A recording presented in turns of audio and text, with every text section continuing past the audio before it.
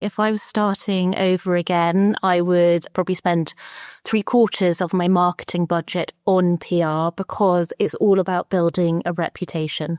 And you need the editors and journalists to give their opinion on your product because it's all about building that trust.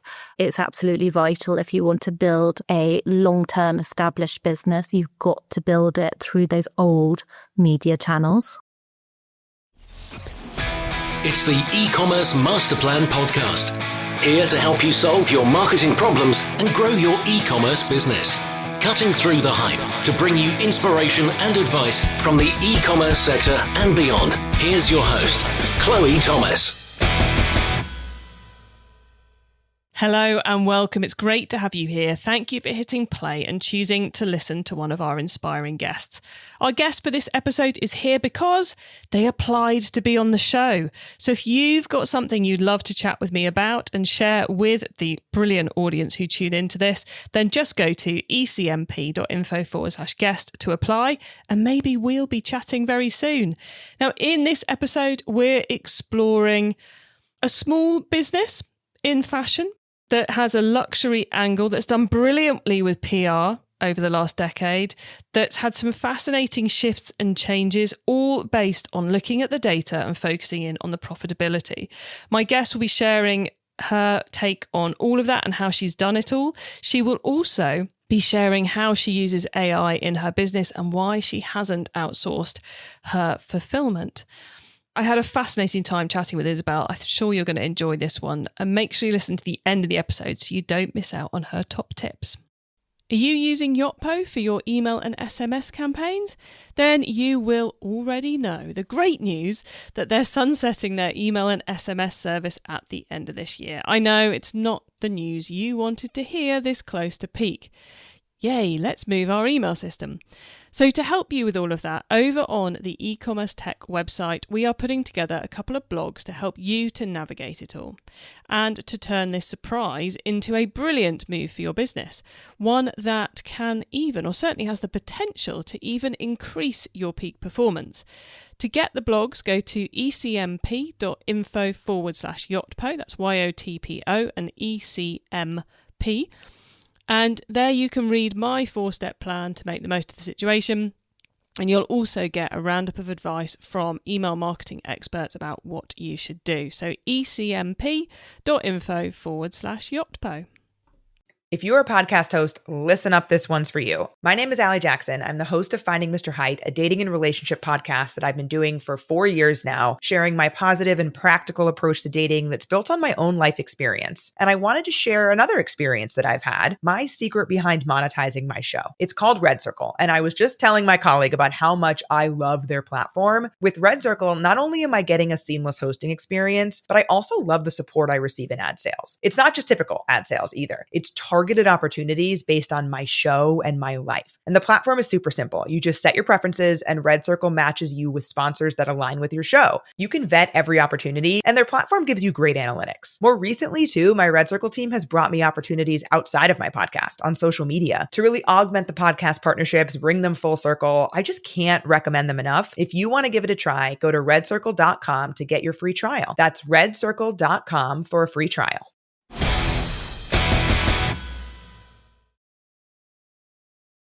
And now to introduce our special guest.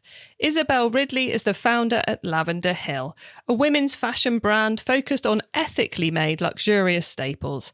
Founded in 2013, they now sell exclusively via their Shopify store, turning over around £500,000 a year. Hello, Isobel. Hi, Chloe. Thank you so much for having me. I'm looking forward to our chat. Me too. So how did you get started in e-commerce? So I set up Lavender Hill back in 2013, but before that I was working at Burberry in their head offices in London, and I worked in quite a few of their different departments. I worked in their corporate merchandising, sourcing, in their showroom, in their head office, and then also in their e-commerce department as well, which is where I gained probably 90% of my knowledge. Ah, cool. So that's why you went high end with your product when you went to launch. Yes, absolutely. I always knew I wanted to set up my own business. And when I was working at Burberry, I saw a gap in the market for really good quality basics to wear underneath smart jackets and coats. Because every day when I was working in corporate merchandising, I'd walk up, I think it was 6 floors to the department, and I would be really hot and sweaty by the time I got to the right floor, and I'd have to take off all of my layers, and I just couldn't find a decent t-shirt to wear or a decent top to wear. And a lot of the tops I could find were from brands like Uniqlo and Gap and Zara, which are fine, but they aren't necessarily that smart. So I started looking into the market, and I saw a gap, and that's why I decided to set up Lavender Hill. And so 10 years on, how easy has it been to stick to that? We're doing the classic basics and not go crazy with a full range. Lavender Hill has got bigger and then it's got smaller over the years because I've tested a lot of different products. But when I really look at the business and what the sales and what our most profitable products are, they're all our classic white, navy, black t-shirts in 3 or 4 of our styles. And every time I try and expand, I look back at that and I just think, no, this is the product that just sells. And because we're living in quite an uncertain climate at the moment, it's really important just to stay focused on the profitable products that we have, which is why I'm very, very much keeping to selling our core classic t-shirts. It's so easy to get excited with the latest colour, but then 90% of the customer base want white, navy or black. And it's so easy to get distracted from that, isn't it? It is. And when I bought out lots of different colours, what I've also discovered is, yes, it's great on the marketing side to have that pop, that interest. But actually on the sustainability side, we end up having 10 boxes of hot pink t-shirts, which isn't very good because you have to sell them to third parties to get rid of them or significantly discount them online. And that brings down the whole brand value. So for me, I very much want to just stick with the classics, make sure that we are in stock when customers want to buy the product throughout the year, because we also sell around the world as well. So for instance, when it's cold in the UK, it's lovely and sunny in Australia. So we've always got to make sure that we are stocked in our linen tops or our lovely silky soft roll neck tops. And of course, whilst it's difficult to stay focused on the core range and to not get excited about other things, it's actually a lot easier in terms of workload. No, it is. I mean, definitely over the last 2 to 3 years after I've really looked into what our profitable products are, and with automation and AI, actually now running an online store, it's just so much easier than it used to be. I used to have to hire about 6 or 7 people, and now I've got a team of 3, and we're not overworked because we just have our core product. We've got everything all set up, all of our product pages and collection pages all optimized for SEO, and we're trying to work on our GEO rankings at the moment as well. The workload is a lot less than if we were bringing out some addresses. So what are you and your 3 team members doing, and is there anything you're outsourcing? We obviously work with lots of different partners as well, but it's 3 of us who work within the business full time. I very much spearhead most things, and then I have a lady who does all of our marketing and social media channels, and then I have a gentleman who does all of our picking and packing and looks after the warehouse. Very simple. I like it. And so you run your own warehouse then? Yes, we do.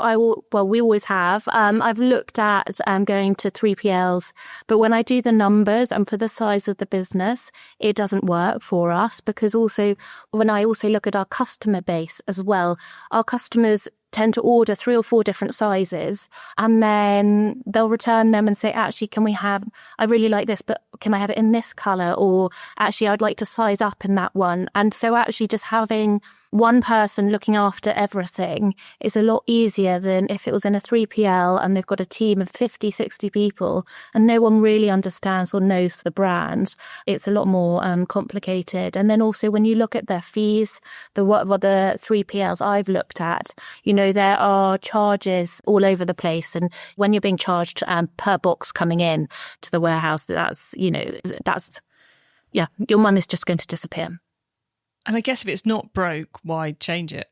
Yeah, my team's been with me for at least 7-8 years. So yeah, don't want to change anything. But you are clearly using AI for things. So how have you approached bringing that into the business? Because I know a lot of our listeners are dealing with that conundrum right now.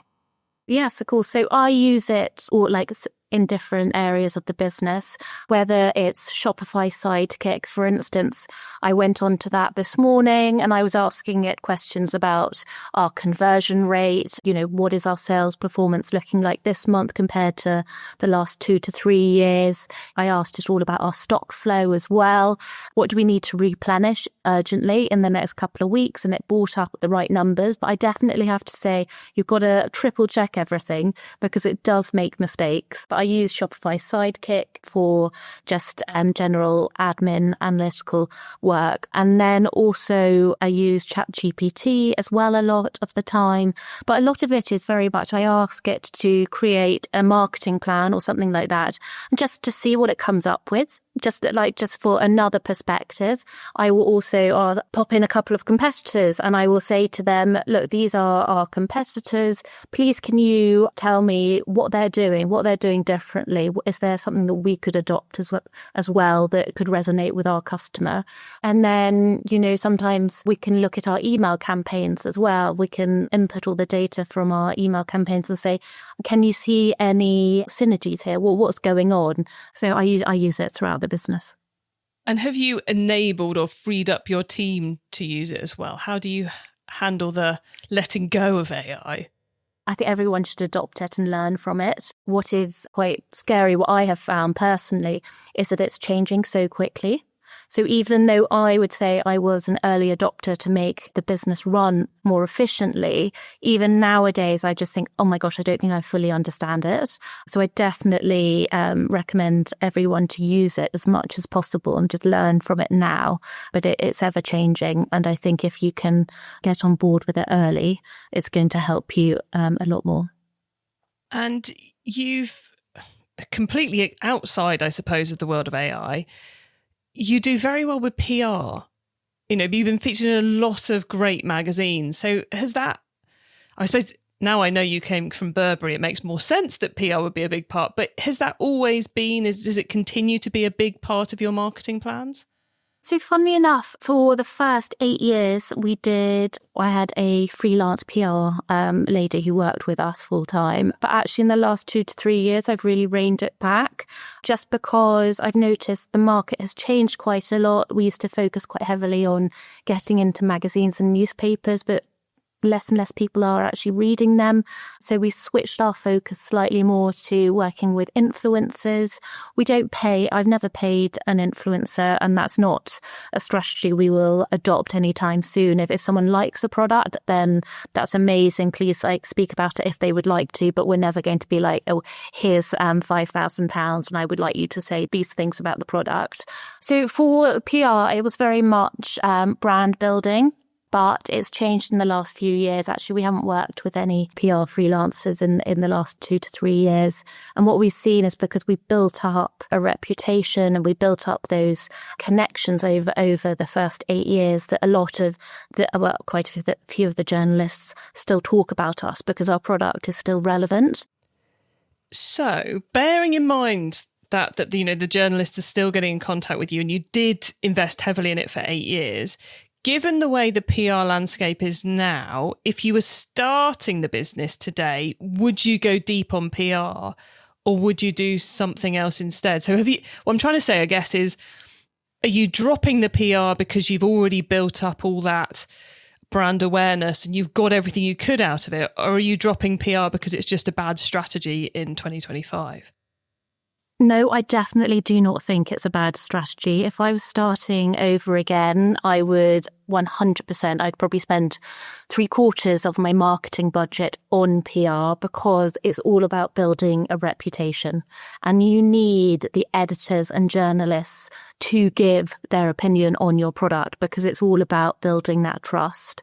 It's absolutely vital if you want to build a long-term product. I mean, if you want a quick win, you can just pay some influencers and then put some advertising spend behind the UGC ads, and you could probably drive a lot of sale. Are you using Yotpo for your email and SMS campaigns? Then you will already know the great news that they're sunsetting their email and SMS service at the end of this year. I know it's not the news you wanted to hear this close to peak. Yay, let's move our email system. So to help you with all of that, over on the eCommerce Tech website, we are putting together a couple of blogs to help you to navigate it all and to turn this surprise into a brilliant move for your business.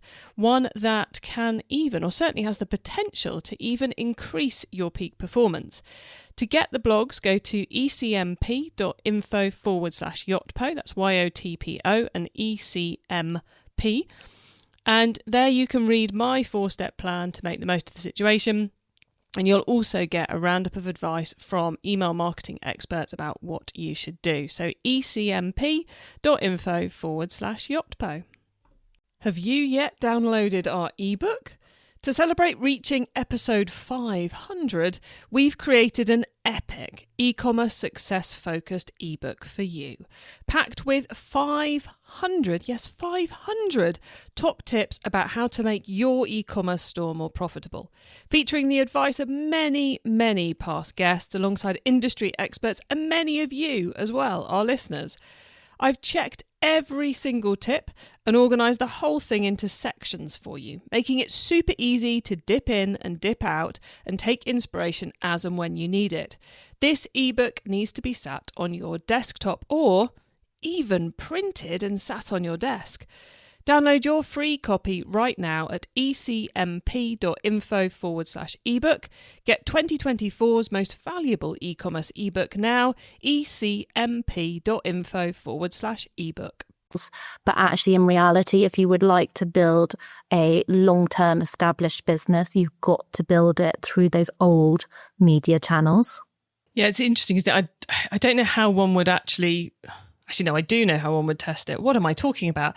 It would be fascinating to do an A/B split test where you remove the brilliant PR logos, Vogue, etc., from your homepage, see what that does to the conversion rate, and then turn it back on again, which would be a bit of a indicator. But of course, then the ecosystem knowledge of the fact you'd get featured in these magazines, you couldn't test that quite so well. But I bet it delivers. I'm pretty sure it does. I think it's really important to have that. It's almost like a trust stamp to say, okay, that it is a real company. It has been endorsed by these people. It must be good quality. So I will put my money behind this and buy a product. On that, it must be a good quality, which of course is, we have two issues when we buy fashion online. One is, will it fit? And one is the quality where it should be? Which you can't really work out unless you actually touch it. Or you get social proof, as you just said. Have you ever been tempted to do real world activity, pop-ups, physical store, anything like that? Or have you just been, we are online and we are online only? No, so we used to actually have a showroom in central London. I had that for 2.5 years. When I first set out as well, back in 2013, I was incredibly naive and I just thought, you know what, I'm going to set up an online store and I'm going to get all of these visitors and they're just going to buy the product. And I set up the store. I had no visitors and I had hardly any sales. And the business just was not going to survive. So I had to go out to consumer shows, and I would say I probably spent the first 6-7 years going to the likes of Burley horse trials and badminton horse trials, Spirit of Christmas, the country living shows. I went all around the country. I used to pack up my old polo and put everything in and then go off and set up a stand and sell some T-shirts. And that's actually that's basically what I did for marketing for the first 5-6 years. And then COVID hit and that completely changed everything. everyone had to go online, and we got a lot of really great press during that time. And so we could then focus our energy on being solely online. But when I had the showroom, I set the showroom up. It was only very small because we were selling around the world, and we would have lots of customers asking about style and fit. And I actually just thought, you know what, if we can have a online appointment where we can just have a camera in the showroom and we can show the customer the items, it would be a lot quicker and easier. And then also, if people want to come in, that would be a great opportunity for them to actually come and see and feel the items. However, once again, I did the numbers and the staffing costs, and after 2.5 years, I felt it was more of a vanity project for me just to be able to say, yes, I got a showroom in central London, but actually the numbers weren't there. And when I looked at where the business was profitable, it was online, and actually it was with a smaller team. So that's why I decided to go and focus more energy online and targeting customers that way. So it's super clear to me, Isobel, that you have a really great process for going, let's actually look, is this profitable, is this not, and making the hard decisions. And you said you've stopped doing, I always think of those shows, you know, Burley, etc., Spirit of Christmas, as being like a caravan of people traipsing around the country with their stands and their products. You stopped doing that because of COVID. Do you think you'd have stopped if it hadn't been for COVID? I think probably when you think about the consumer mind shift change, I think this is, you know, it goes 2 and 2, because if we didn't have COVID, I wonder if customers wouldn't purchase so much online now. I'm talking about perhaps the older customer who very much like to go out and see and feel the product and have that shopping experience. But they didn't have that choice during COVID. So if they wanted a product, they had to buy online. So that definitely did help. But we have stopped going to all the shows. I mean, I do occasionally do shows, but they're not a key part of our strategy at the moment, because also, once again, looking at costings and actually if it's profitable, but by the time you have gone and you paid for the stand, you paid for the electricity, you paid for the staff, you paid for the van, you paid for the people putting everything into place, and then you look at the fall and the conversion, and nowadays it's the sales steps are a lot longer. People come and they view, they want to then go and have a look on the website to see the product, to then purchase, and that all costs a lot of money up front. And I think it all depends if you've got external finance and as well. But for me, I've grown this business. I set it up with £10,000 back in 2013, and I've taken no external investment. So if a channel is not working, we have to adapt, we have to change. And right now, when I look at doing all the shows, we don't make that return quick enough. A long-term strategy, it is still very good to go out to as many as possible. But for a small business and trying to be profitable, it doesn't quite stack up at the moment. But I'm not saying we won't start going to more and we will stop completely. It's just not part of the wider strategy. So looking to the future, what's got you excited on your radar? Do you know, I feel incredibly privileged with the business I built, because we have got the most phenomenal repeat customer rates. So actually we have to spend very little on marketing, but I think we're now at that stage of where we can start looking at growth, looking at how we can get in front of the new customers, more profitably, because I think we're at a good spot at the moment. But I think, you know, e-commerce has just changed so much in the last 12 to 18 months. It's extraordinary. I've had to build out a completely new website in the last 6 months. You know, everything is changing so quickly. The platforms are changing on a weekly, if not on a weekly basis. And it's really exciting to see what's going to happen next in the e-commerce world.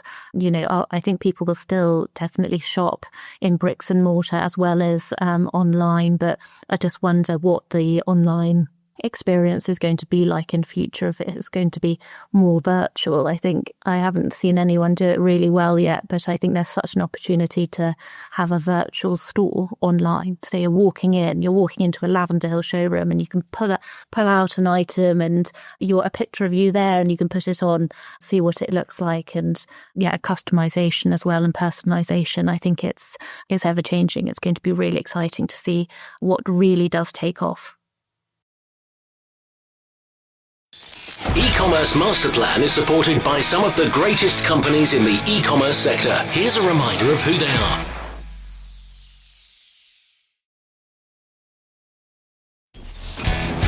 It's time for the top tips round. Okay, I love this section because it gives me and our listeners some really quick ideas for taking our businesses to the next level. Isobel, are you ready for the top tips? Yes, absolutely. Okay, the book top tip. If everyone listening to this podcast agreed to take Friday off and read a book to make their business better, which book would you recommend? I would recommend a book by Dana Thomas called Fashionopolis. It looks into the murky world of the fashion supply chain, and it will really make you stop and think about how clothing is made. That sounds like a tough read, but a necessary one. Okay, the traffic top tip. Which marketing method do you either prize above all others or think doesn't get the press it deserves? For me, it's definitely organic search. It's the backbone of our business. You type in women's quality t-shirts, we pop up. It's super important for us. And the tool top tip. Maybe a collaboration tool, a social media plugin, a phone app, or just a way of working. Is there a cool little tool you use that makes you and your team more efficient from day to day? Okay, I was originally going to recommend automatic discounts and bundling as well, just to help increase basket size. But something to make us more efficient is definitely Slack. It's just so quick and easy and an efficient way to communicate. And I think the most recommended tool on this podcast ever as well.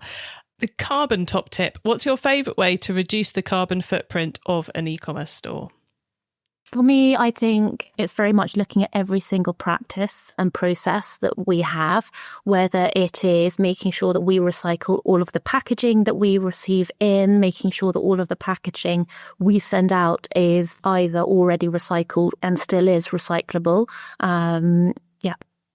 Yeah, it is turning over every rock, isn't it? You have to look at the whole piece. It's not just a one shift, it's everything. Yeah. Okay, Isobel, before we say goodbye, could you please let the listeners know where they can find you and your business on the web and social media? Yes, absolutely. So if you go to www.lavenderhillclothing.com, you can find our website there. Otherwise, if you go on to any of the social media channels and look up at Lavender Hill Clothing, we're there. Brilliant. Isobel, it's been a pleasure chatting with you. Thank you so much for being on the e-commerce Master Plan podcast. Thank you so much for having me.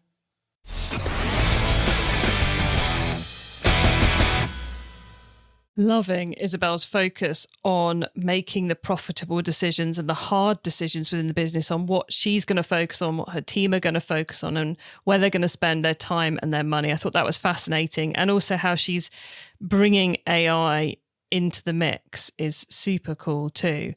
Great to hear the actual ins and outs of how someone's really doing those things. So an absolute treat to get to chat with Isobel. You can get your hands on the notes from this episode, including the top tips and links to what we mentioned, by heading over to ecommercemasterplan.com. You can also use our direct episode short link to get to the right page of the website. Just put ecmp.info/the number of this episode into the URL bar and you'll be there. When you get to the website, why not add yourself to our email list? Go on, do it. Now, if you like this episode and want to dive into a couple more case studies of brands focused on wardrobe basics, we've got episode 434, where I'm chatting with Lindy Benson from Blue Salt, who are doing something very similar in the USA. Or you can go way back into the archive with episode 49, where Matthew Parvis from Fresh Clean Tees talks about building a t-shirt subscription business. And if you want all our fashion episodes, then head to ecmp.info/fashion. Thank you for tuning into this and every episode of the e-commerce master plan podcast. I bring you a new interview every week because I want to inspire and help e-commerce business owners just like you to succeed and thrive with your businesses, including progressing along the path to net zero. So if you know someone this show can help, please tell them to listen to the e-commerce master plan podcast. I hope you have a great week, and don't forget to keep optimizing. Thank you for listening to the e-commerce master plan podcast. Find out more at ecommercemasterplan.com/podcast. Are you using Yotpo for your email and SMS campaigns? Then you will already know the great news that they're sunsetting their email and SMS service at the end of this year. I know it's not the news you wanted to hear this close to peak. Yay, let's move our email system. So to help you with all of that, over on the e-commerce tech website, we are putting together a couple of blogs to help you to navigate it all and to turn this surprise into a brilliant move for your business. One that can even, or certainly has the potential to even increase your peak performance. To get the blogs, go to ecmp.info/yotpo. That's YOTPO and ECMP. And there you can read my 4-step plan to make the most of the situation. And you'll also get a roundup of advice from email marketing experts about what you should do. So ecmp.info/yotpo. Shopify is a global commerce platform that helps you sell at every stage of your business and sell more with less effort thanks to the Shopify Magic, your AI-powered all-star. Sign up for a $1 per month trial period at shopify.com/redcircle, all lowercase. Go to shopify.com/redcircle now to grow your business, no matter what stage you're in. Shopify.com/redcircle.